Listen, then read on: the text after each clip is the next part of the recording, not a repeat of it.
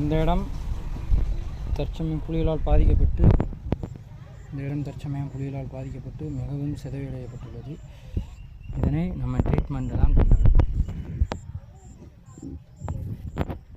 அறைகளில் மிகவும் புண்ணாகவும்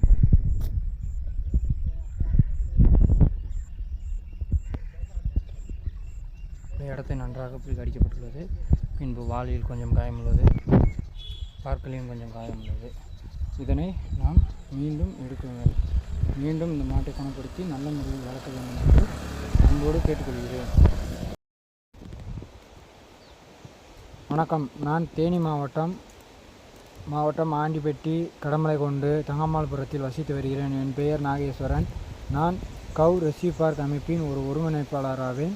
நான் சத்தியமூர்த்தி ஜி அவர்களின் மூலம் ஒரு இணைப்பாவேன். இது தேனி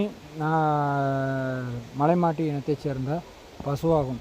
இதற்கு தற்பொழுது வயது முதிர்வடைந்த காரணத்தினால் தற்சமயம் கரு ஊற்ற முடியாத காரணத்தினால் இந்த பசு நம்மளிடம் காப்பாற்றி வைத்து பெட்டுக்கு போவதை தடுத்து மாட்டுக்காரர் தங்களிடம் காப்பாற்றி வைத்து கொடுத்துள்ளார்.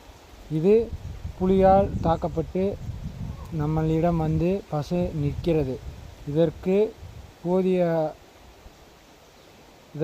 இதனை காப்பாற்றுவது நம்மளுடைய கடமையாகும்.